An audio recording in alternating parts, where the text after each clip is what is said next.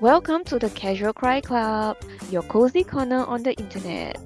We are your background besties. I'm Sunny. And I'm Sherry, and we yap about unimportant things and we give you unserious advice. Okay, hi Sunny. Hi, Sherry. Welcome back to another episode of Casual Cry Club. Today we have an important news to share. Do you want to break the news? Yes. So, I just resigned from my job. Congrats! Yay! And I have nothing lined up. I finally pulled the trigger, I think almost a month ago now. So if you listen to our previous episode, which is episodes 3 and 4, where we experience low points in life, you would know that I've been struggling so much at my job, and I finally decided to leave the job. Sunny, can you insert like confetti popping sounds? So that's what we're gonna talk about today. Yeah. Quitting our jobs and our experience quitting our job so far. Yeah, so for me, right, let me list out my LinkedIn resume very quickly. My first job, 6 months, then 1.5 years, and then 6 years. That was my parasite era. I didn't want to leave, but I got retrenched. And then after that, it was like 9 months. So as you can tell, I'm somebody who like quit really quickly if I feel that it doesn't work out. I'm a pro quitter, living bad situations. Sometimes I really feel like, do you think that people are judging us for being weak, that we quit so if I quit so quickly, given that Mm. I feel like in Singapore, a lot of people just think that quitting is a bad thing. Yeah, I think you're right. Like as we grew up, that's a lot of the values that were taught to us. Like to go into a job, get a stable job, stay in that job for like 10, 20 years. And that's definitely that's the mindset that I took when I was struggling in this job. Even though I was having such a bad time, I still chose to stay. And also practically because the economy now is just quite bad. And within our industry, it's quite hard to find something so quickly. So yeah, so I endured and pushed through like the past maybe 8, 9 months, until I Yeah, realized I so couldn't do it we have a anymore. very distinct contrast there. So it'll be very interesting to talk about it today. First segment, what are the moments that you feel like were your breaking points? There were some Hmm. initial red flags that I can share later on, but it got to a point where like things just were not making sense to me. Um, in a way that like I didn't understand what I was supposed to do and I didn't understand my responsibilities at the job. So every kind of request that came in from my boss triggered Mm. anxiety in me, and I just started being in a very anxious state. I lost sleep. I couldn't really fall asleep easily. I would wake up too early in the morning, so I was getting very little sleep during that time. And yeah, like every kind of little message that my boss sends me, it would almost feel like a Mm. direct attack at my nervous system. So I was very stressed and anxious. I Mm. couldn't feel happy most of the time, or like happiness was just, in like very short bursts. And I'll go back to the state of like anxiety over my Mm. job. Yeah. And as a person, or like as an employee, I wouldn't cry about it, or like, I wouldn't invest too much emotions in it. But this time it was very weird because I was crying all the time. Like I was breaking down in public. I was crying at work, and then I was Mm. randomly breaking down at home also, like crying in Wow. front of my mom, which is quite rare for me to show, for me to do. Yeah, so those are like the little signs that told me that something Mm. was really not working. I totally relate, man. Like during that period of time when I knew that I wanted to quit, I was listening to Harry Potter audiobook 1 to 7 from scratch again. Because it was like my coping mechanism. I just kept listening to it. Bring me out of this Yeah. muggle world. I don't want to know about this muggle world anymore. It's like an escape, right? Every time when I feel like I need to listen to Harry Potter audiobook, then I know that something is wrong.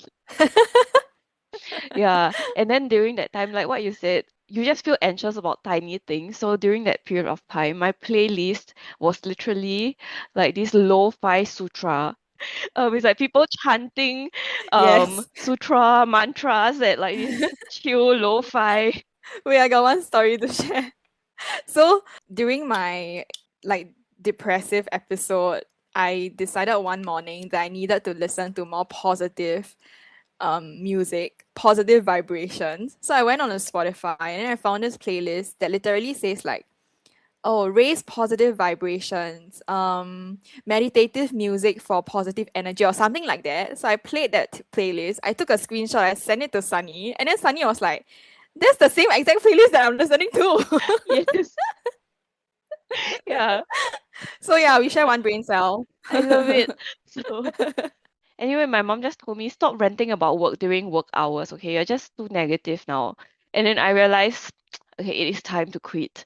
So see episodes 3 and 4 for like all the crazy unhinged behaviors that we spoke about that is very clearly we needed to Yes. quit. Okay, so our jobs actually trigger all these coping mechanisms. But what are the red flags that we saw in the job that actually led us to, look for solutions and look for coping mechanisms? So one of the key reasons why I decided to quit was Mm, that I felt the company was so cheap and they were so proud of being cheap. For example, right, one of my colleagues told me that to be very careful with my claims because she once kept to a meeting place and then had a meeting and kept home. So her cab fare was probably about $50 lah. And then she claimed it and her claim was rejected. mm. Her manager said, you Wow. could have taken the public transport. That is really cheap. And that reminds me also, right? Sorry, just to cut off your story there. Last Friday we had a Mm, company party, okay, and it's like at night at mm, a hotel in town. And then before that, my manager sent an email to the team explicitly saying that we cannot claim for our taxi fares to and from the party venue, even though on the actual day we ended at like 11 p.m.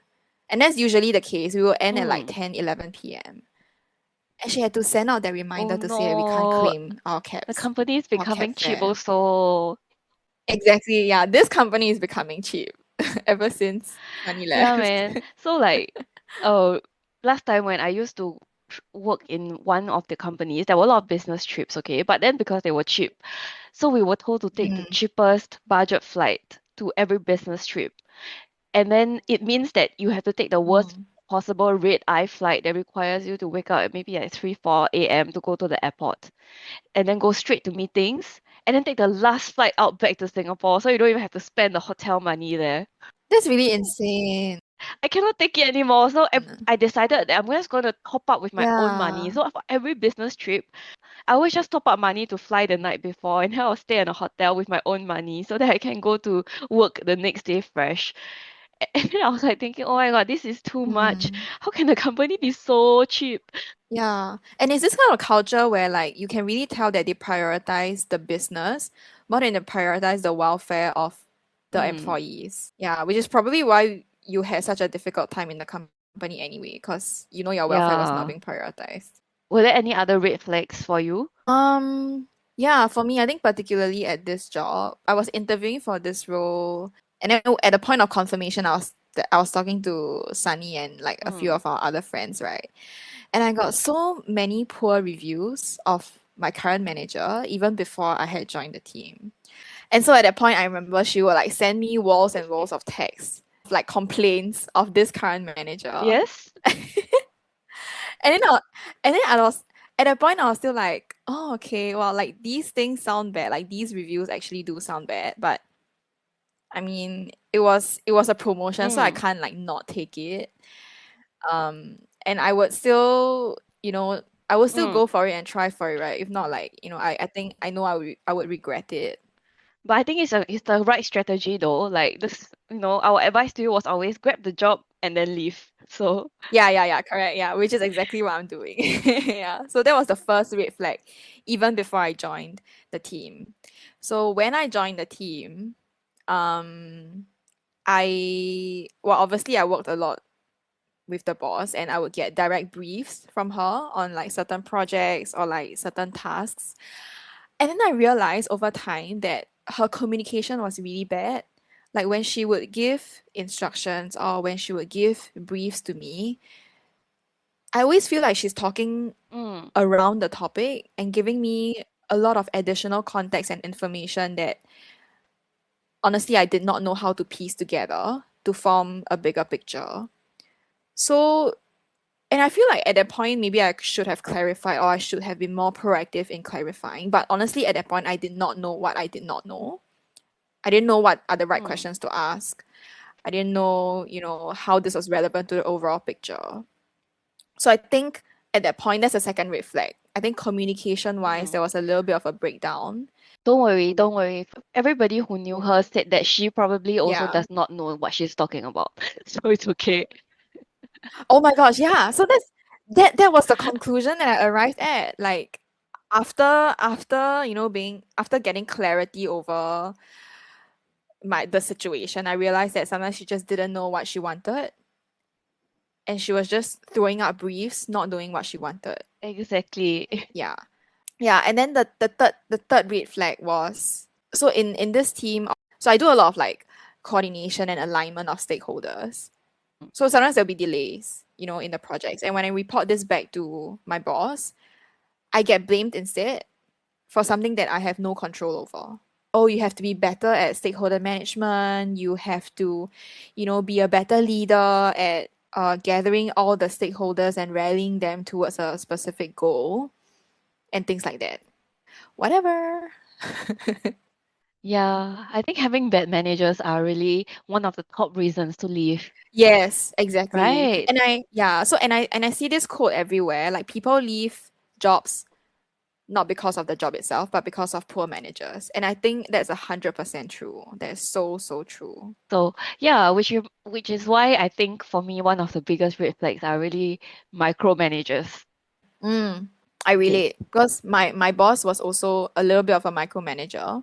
There was a point in time where she would request everyone in her team to submit a list of priorities for that week by Monday 10 a.m. every single week. And it just feels like I'm being supervised like a kid. Yes, yes, exactly. Yeah, me in my right age at almost 30 years old. Yes, I know. I used to have this manager who would ask us Yeah. to really record every task every single day in Excel sheets, like lines and Mm, lines of it. And then, right, we have to report back to her every day. And then another manager, wow, upgrade. She asked everybody to write down how many hours they spend on every single task, so that she can track the mm. productivity and what everybody is doing. Isn't that crazy? I just have one question. Like, do these managers have so much time to really go through every single one of your tasks and then validate how many hours you I spend? don't know. I think that's why they complain that they are very busy because they're trying to micromanage everything. Do your job. All these small Yeah, things, they change right? all of your Yeah. words, they change all of your emails, and then they do all these extra things, and then that's how they are filling up that time. Mm, Crazy. mm, mm. Yeah. But anyway, I feel all in all, the biggest red flag is that I decided for me is that when I just know that I cannot get along with someone and there's no reason behind it sometimes. And Yes, I everything, right? Like agree. everything the person say, right, just triggers Yeah, you. Sometimes it's not bad yes. also. It just triggers you and drains your Yeah. energy, and then you need to open up your meditation playlist to get rid of the negative energy, which is her or him. Yeah, correct. And this is completely subjective, right? I think we've been quite objective so far, but I think this is like a very subjective Yeah, thing. correct. Like when anything that a person does, you just cannot sit with and you just find a person very Yes. annoying. You find that this person has, a hidden meaning behind everything that they say. Yeah, like just Yeah, I pure feel that pure too. 八字不合, right? Like Yeah, correct. she Correct. come in and sit down, and then she flip her hair, and I'm like, oh my god, so annoying. And what's the worst thing? Like having all these thoughts, right? And having this dislike for this person, but you still have to turn up at your job every day. Like Oh yeah. like you love working with this person because they're just your boss. Yeah, man. So Ew. after all this, right, what Mm. what happened in between your whole thought process and what do you do until you Mm. decide to quit, I Mm. guess? I went through quite a long process of thinking about it because like what you said, there's a bit of taboo around quitting, around, you have to endure at your job even if it's difficult, blah blah blah. I actually tried to beg for my old job back. So there was some kind of restructuring in my previous team, and so I actually spoke to my previous boss. I presented her with this proposal and then asked if I could come back, but And then it failed. Yeah. So I begged for my old job back and I failed. hilarious. Yeah. Yeah, and the last thing, maybe irrational, very stupid thing that I did was in preparation for the possibility that I might actually quit without a job one day. I Mm. started almost like preparing for winter, preparing for hibernation. I cut down all my unnecessary expenses. I cut down my shopping. I cut down like eating outside. Cancel Um, your subscriptions. yeah, yeah, yeah. And it's very funny because yesterday, no, not yesterday, on Friday, I wanted to go out to get food, right? And I was like, Uh, maybe I should get like Maki-san or something. But Maki-san is like $10 for a single sushi roll. And then I thought like, oh, oh, I will be without a job soon. So I just go eat Cai Fan ba. very good. Yeah. Save money lah. Yeah, totally. Very good. Yeah. How Financially about, prudent. Yeah, so yeah. like, yeah lor. So I think for me the experience is very similar also. And then like I also consulted my friend, but I guess I consulted the right friend. So I consulted my best friend who told me that she's Yeah. definitely of the opinion that if something doesn't suit you, you need to leave ASAP. Because the longer you stay, the more sunk cost fallacy you will fall into. Just like how I Mm. dated my ex for 5 years. So For more like you just tea, go listen to our previous episode, episode number 2. yes. So like so like always leave if you just don't think that it's the right match. Don't waste your youth somewhere you hate. So with that, I Mm, started to doom scroll LinkedIn just like it's my new TikTok. Every day I just mm, scroll, looking for a yes. new job every day. Yeah, and then like to prep for quitting, I just spent my entire working hours focusing on looking for a new job. So I was using working Mm, hours, doom scroll LinkedIn, and then prep for interviews. And then I would schedule interviews after work. So I found mm. this secret meeting room that is very far away from where everyone else sits, okay? And then I would like sneakily pretend that I'm going away, going for a meeting or going home with a little backpack. Then I would sneak into this meeting room and then off the lights, hoping that nobody will realize I'm there. And then they will all go home and then I can have my meeting room in peace. Like I will have the meeting room to do my interviews after work. And Why then are your one interviews so late, by the way? because I can't interview during working hours. And then the interviewers were all sitting in like UK. Yeah. Oh, I And then see. and then one day, right, I accidentally bumped into the HR when I was sneaking into the room. It was so awkward. I was like some criminal with my backpack. Yeah. And then I tried to act normal and then I said hi to her. Hi, I'm going for a meeting late one. I closed the door. When nobody even asked you, right? She I'm very probably was like, why do you tell me that? yeah, it's called 做贼心虚, Yeah, which correct. means like you are acting guilty because you know you're wrong. Yeah. That's So hilarious. how was your prep like then? Yesterday, I actually had this appointment with the Chinese fortune teller that we also spoke about.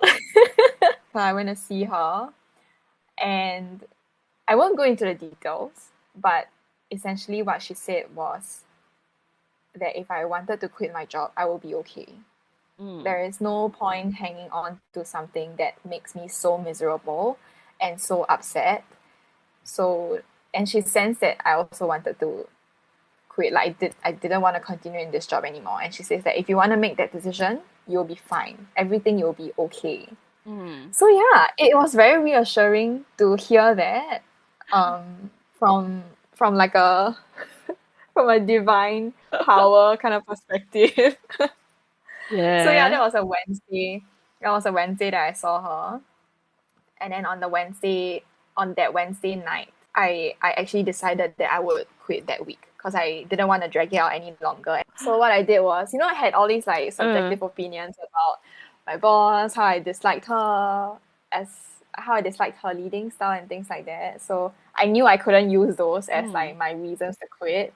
So I used ChatGPT as my personal career coach. I typed all my frustrations, all my opinions, all my viewpoints, and I asked it to turn all those feelings and thoughts and notes into vague corporate bullshit that I can actually tell my boss as I was quitting. So how do you go from that to actually quitting? I think on Friday morning, I sent out an invite.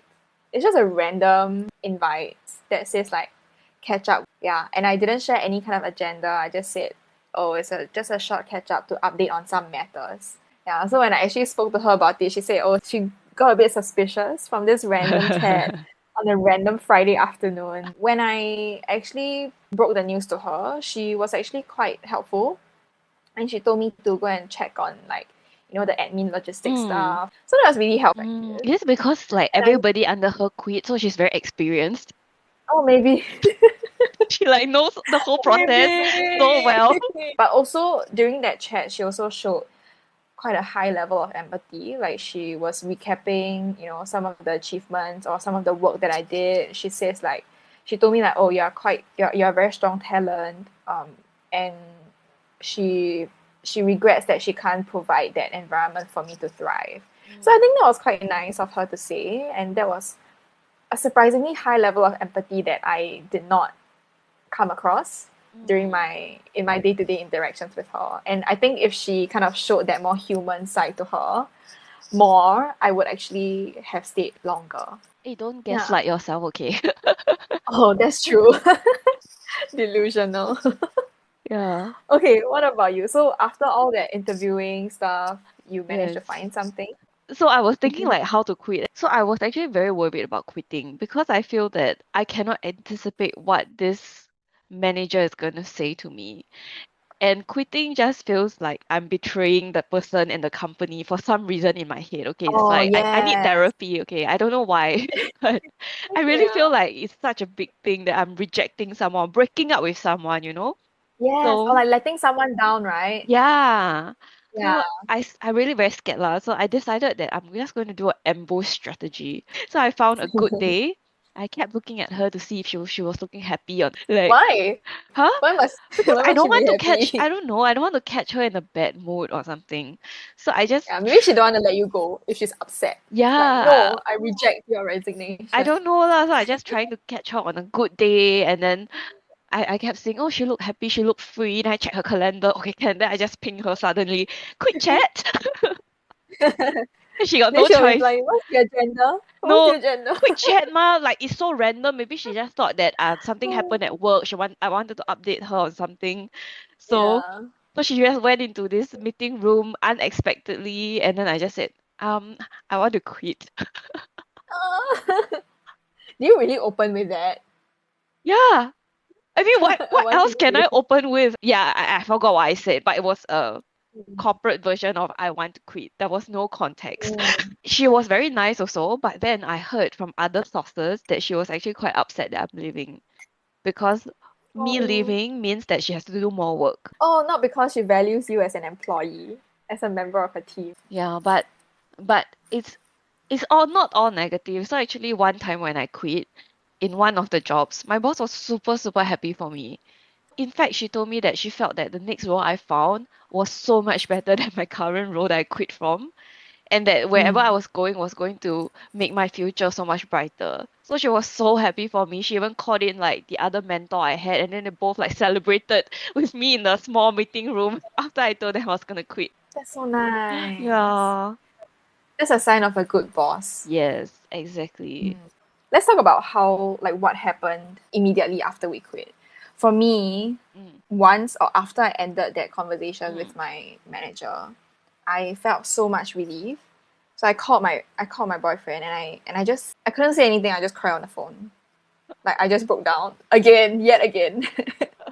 And it was just that sense of relief that just like washed over me after that 6 months, telling myself that I could endure and I could push through this. So yeah, it was tears of joy, to be honest. The following 2 weeks was just me, slowly telling people. I put in my letter. And within the team, there's almost this like, if you know, kind of Mm-hmm. situation where my teammates knew that my boss was actually part of the reason and part of the driving forces for my decision. So it's almost like trauma bonding, I suddenly felt very close to them. Yeah. And then I also strangely suddenly became very productive at work because I just didn't care about what people thought of me now that I was leaving. Like Mm. I was being very straightforward. I was being very firm because I just didn't really care anymore. Like, okay, you can hate me for all I care. Yeah, Yeah. man. Like after I quit, right, everybody told me that I felt lighter. Yes, they felt like when I walk, right, like flowers were growing behind me. And then I'm just like bouncing around in the office every day. Hey, I got that feedback too. I got that feedback from like I think some of my friends, and I got that even from my therapist. Like she told me that she senses this lightness and sense of excitement from me. Yeah. And then Yeah, like and everybody started trauma bonding with me, telling me like, oh my God, actually I felt the same way about our top boss. so this week, this week I actually had an exit interview, and usually in my company, or Uh, actually that's like common practice.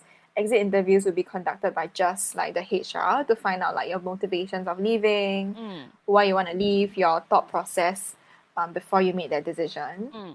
But this time for me, my team's VP actually personally conducted that interview. Wow. Yeah, so you can tell that there's actually something really wrong with the team.